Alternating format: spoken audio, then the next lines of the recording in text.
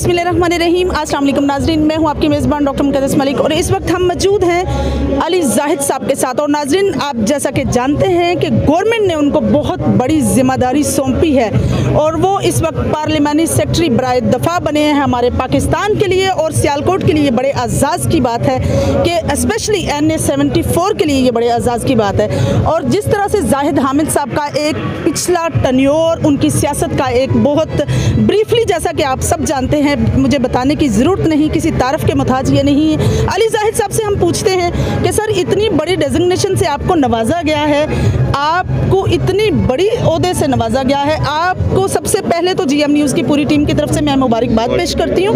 और साथ ही सर, आप कैसा महसूस करते हैं जिस तरह से आपको इलाके में आपके जितने भी लोग हैं उन्होंने वेलकम किया? तो जी, बिस्मिल्लाहिर्रहमानिर्रहीम। मैं सबसे पहले अल्लाह ताला का शुक्र अदा करता हूँ और अपनी पार्टी क़यादत का, हमारे कायद मियाँ मोहम्मद नवाज शरीफ साहब का, शहबाज शरीफ साहब का, वज़ीर आज़म पाकिस्तान, और ख़ुसूसन मेरे ज़िले के कायद, मेरे कायद फ़र्जंद सियालकोट ख्वाजा मोहम्मद आसिफ साहब का, क्योंकि वो वज़ीर दिफ़ा हैं और मैं उनकी एक अदना सा उनका कारकुन हूँ, उनका टीम का हिस्सा हूँ। और अल्हम्दुलिल्लाह मुझे उन्होंने इस काबिल समझा है कि मैं उनके साथ उनकी मिनिस्ट्री में मिलकर उनके पाकिस्तान के लिए पाकिस्तान की खिदमत कर सकूँ। और दफ़ा एक, जैसे कहते हैं, आपको बहुत एक एज़ाज़ की बात है पार्लियामेंट्री सेक्रेटरी दिफ़ा के लिए, तो मैं अपने आप को बड़ा खुशकिस्मत समझता हूँ और अल्लाह ताला का शुक्र अदा करता हूँ कि ख्वाजा आसिफ साहब ने मुझे इस काबिल समझा और अपने साथ काम करने का मौका दिया। सही सर, दफ़ा की अगर बात करें तो हमारा दुश्मन भारत किसी भी मुआहदे, किसी भी बात पर कभी भी सस्टेन नहीं रहा। हमेशा से उसने हमारे मुल्क के मुआहदों की हमेशा से खिलाफ वर्जी की है। कभी भी हमें उस पर ट्रस्ट नहीं हुआ कि ये मुल्क हमारे साथ कोऑपरेटिव रहेगा किसी भी पॉइंट ऑफ व्यू से या नहीं। जिस तरह से नमूसे रसालत का इंसिडेंट हुआ और जिस तरह से वहाँ की पार्टी के, निजी पार्टी के जो कबीना के इजलास में उन्होंने ये सारा कुछ किया, क्या कहना चाहेंगे इस अमल के बारे में और दफ़ा के बारे में? सर, पाकिस्तान को किस तरह से डिफेंड करेंगे आप? जी, मैं अपनी जो मेरी तकरीर थी पिछले हफ्ते नेशनल असम्बली में, जी सर, मैंने वहाँ भी ये कहा था कि रसूलुल्लाह सल्लल्लाहु अलैहि वसल्लम की नामूस और हुर्मत जो है वो हमारा ईमान है, हमारा सासा है और हमारा जीना मरना रसूलुल्लाह सल्लल्लाहु अलैहि वसल्लम के लिए है। तो उनके हवाले से हम कोई भी गुस्ताखी बर्दाश्त नहीं करेंगे। और ये जो नुपुर शर्मा ने ये जो गलीज़ाना हरकत और गुस्साना हरकत की है, इसका मैं आलम इस्लाम से मुतालबा करता हूँ कि इनके ख़िलाफ़ इंक्वायरी की जाए, इनके ख़िलाफ़ सख्त एक्शन लिया जाए ताकि कोई भी आइंदा ऐसी गुस्ताखाना हरकत का सोच भी ना सके। सही। जहाँ तक आपने दिफा का मुझसे सवाल किया, आपको पता है हमारे कायद मियाँ मोहम्मद नवाज शरीफ साहब ने भारत के 5 एटमी धमाकों के उसके ख़िलाफ़ 28 मई 1998 को 6 एटमी धमाके करके भारत को ये साबित किया था कि हम किसी से कम नहीं, हम खुद मुख्तार हैं, हम एक वाहिद इस्लामी एटमी कूद रखने वाले मुल्क हैं और हमें भारत की जुर्रत नहीं है कि हमारी तरफ गलीज़ आँख से देख सके। तो इंशाअल्लाह ताला हम अगर अपने सरहदों का हिफाजत करना जानते हैं और हम अपनी पाक फ़ौज पे, मैं फ़ख्र करता हूँ अपनी पाक फ़ौज पे कि पाक फ़ौज ने दहशत गर्दी के ख़िलाफ़ जो ज़रब अज़ब और रद्दुल फ़साद जैसे कामयाब ऑपरेशन किए हैं, और पाक फ़ौज के एक सिपाही हमारे सर का ताज है। बिल्कुल सही। सर, जिस तरह से एक बेसिक क्वेश्चन मैं आपसे ऑब्वियसली पूछना चाहती हूँ कि बल्दियात जो है हमारे जो भी मुल्क है उसमें, कोई रियासत है, कोई भी कंट्री है, उसमें बड़ा मेजर किरदार है। सर, आई डोंट नो कि सर 2015 में भी अदालत ने ही इलेक्शन करवाए और अभी चलें PTI की हुकूमत रही, उन्होंने तो बिल्कुल इसको मुस्तरद कर दिया। अभी जब आपकी हुकूमत अगेन आ चुकी है, क्या बल्दियात को भी मौका दिया जाएगा कि वो अपनी जो जिम्मेदारियाँ वो निभा सकें? जी, इलेक्शन कमीशन ने तो ऑलरेडी इस पे एक्शन ले चुके हैं। जी। उन्होंने पहले तो ये जून में उनके शेड्यूल आ गया था, लेकिन फिर हाई कोर्ट में रिट हुई और उसके खिलाफ फिर ये आगे हो गया क्योंकि ये इसमें हल्का बंदियाँ भी हो रही हैं। लेकिन हमज़ा साहब ने अपनी पहली स्पीच में जब वो चीफ मिनिस्टर बने थे, उन्होंने ये फरमाया था कि हम एक लॉ पास करेंगे और एक नया इस पर, क्योंकि काफ़ी PTI ने लॉ चेंज किया है बल्दियात के हवाले से, तो इसमें अब राना लियाकत साहब फरमा रहे हैं कि ये कर भी दिया है इस पर लॉ हमने, हमारी गवर्नमेंट ने भी। तो इंशाल्लाह उम्मीद है कि इस साल नहीं तो अगले साल इंशाल्लाह जनरल इलेक्शन से पहले या बाद में बल्दियात के इलेक्शन होंगे। बिल्कुल सही। सर, जिस तरह से से महंगाई है, महंगाई से आवाम काफ़ी परेशान है और पेट्रोल की कीमतों में बढ़ जाना 85% जो है बहुत कम दिनों में महंगाई का इस तरह से बढ़ जाना, आवाम को आप क्या आगाही देंगे? क्या इसमें सारा जो कसूर है वो पीटीआई के 3.5 साल की कारकर्दगी का है या बाकी मामलात का है? जिस तरह से हम मकरूज़ मुल्क हैं और काफ़ी ज़्यादा मैटर्स हमारे जो हैं वो डिस्ट्रॉयड हो चुके हैं, इन्फ्लेशन जो है काफ़ी बढ़ चुकी है। हमारे पास 2 ऑप्शन थी पीटीआई, ये जो पीडीएम के पास, जी सर, कि या तो अपनी सियासत बचा लें या फिर रियासत बचा लें। और हमारी इत्तेहादी जमातों ने यह फ़ैसला किया कि अगर रियासत है तो हम हैं, अगर रियासत नहीं होगी तो फिर हम किस तरह की सियासत करेंगे।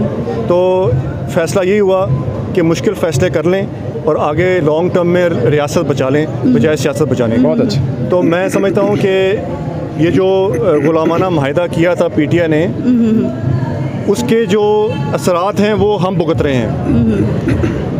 गवर्नमेंट को इस वक्त मुश्किल फ़ैसले करने पड़ रहे हैं। जिस तरह आपने फरमाया 90 रुपये पेट्रोल बढ़ गया है, बिजली बढ़ी है, गैस बढ़ी है, लेकिन ये हम अपनी खुशी से नहीं बढ़ा रहे। ये जो माहिदा IMF से, अगर हम IMF के माहिदे की शर्तें नहीं मानेंगे तो हमें आगे पैसा नहीं मिलेगा। और अगर 8 अरब डॉलर मिलना है तो उसके लिए हमें ये मुश्किल फ़ैसले करने पड़ेंगे।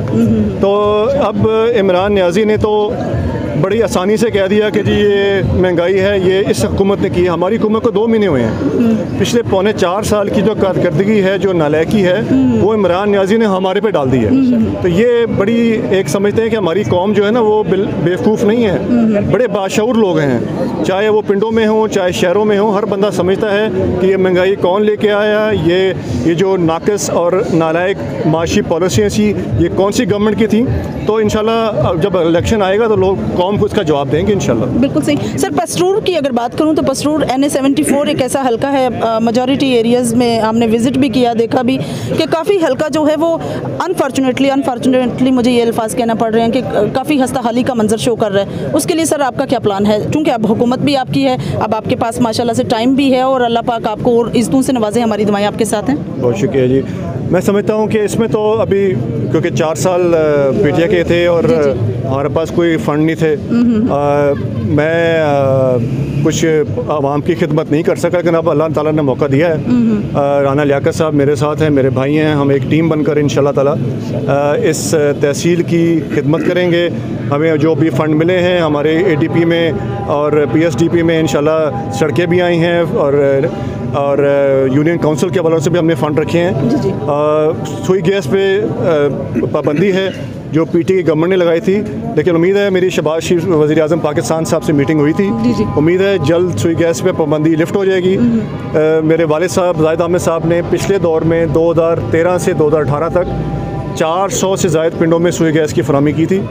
तो मेरी इंशाल्लाह ताला ये अब मेरा मिशन है कि जो बाकी 200-250 पिंड रह गए हैं इंशाल्लाह ताला उसमें मैं अगले 1 साल में जब पाबंदी उठती है तो ये इंशाल्लाह सुई गैस की सारी हर पिंड में इंशाल्लाह सुई गैस जाएगी। बहुत अच्छा, बिल्कुल सही।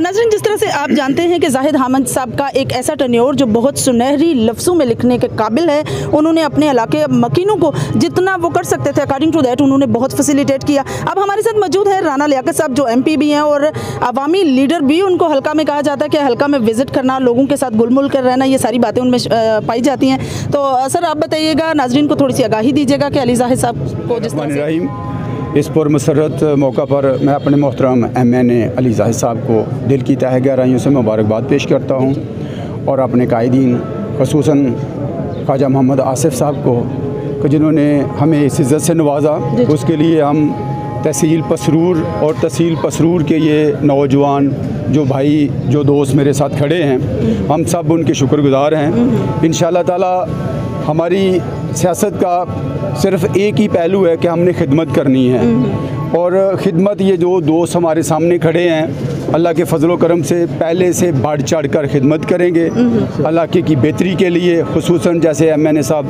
फरमा रहे थे कि पसरूर रोड है और जो गाँव है देहाती इलाका है वहाँ की सड़कें हैं, वहाँ देहात के काम हैं। अल्लाह के फजल करम से हम कांधे से कांधा लगाकर अवाम की खिदमत करेंगे और वो वक्त दूर नहीं जब पाकिस्तान मुस्लिम लीग नून ये महंगाई से भी सुरखरू होगी और अवाम की खिदमत करके फिर दोबारा हम 2018 वाली खुशियाँ वापस लेके आएंगे इंशाल्लाह ताला। सर, क्या आप थोड़ी सी नाजरीन को आगाही देंगे कि जिस तरह से डिवीज़न गुजरांवाला को कहा जाता है कि जी ये मुस्लिम लीग नून का एक किला है, क्या पीटीआई के कुछ आने से कुछ तब्दीली नज़र आती है आपको किसी रेफरेंस से? ये जैसे आप फरमा रही हैं, अल्लाह के फजल करम से ये किला है पाकिस्तान मुस्लिम लीग नून का, और ये जो दोस्त हैं ये एक ख़ानदान है, ये मुस्लिम लीग एक ख़ानदान है। आप देखें कई सालों से, क्योंकि पाकिस्तान मुस्लिम लीग नून के जो मेंबर हैं सूबाई असम्बली में हो या कौमी असम्बली में, तो सारी कोशिशें सारे हरबे इन्होंने बरत ली हैं। अल्लाह के फजल करम से हम मेंबर तो दूर की बात है सूबाई असम्बली के या कौमी असम्बली के, इनमें से हमारा एक वर्कर भी आगे पीछे नहीं हुआ।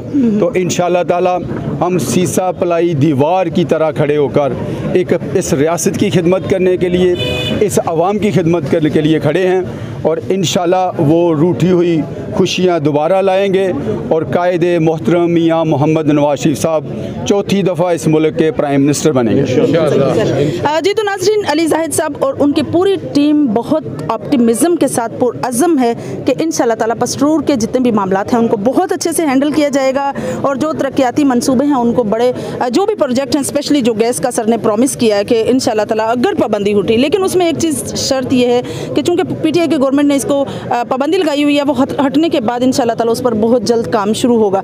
इंशाल्लाह मेरी और आपकी मुलाकात होगी फिर किसी नए प्रोग्राम में, तब तक के लिए इजाज़त चाहती हूँ। अल्लाह हाफिज़। बहुत शुक्रिया।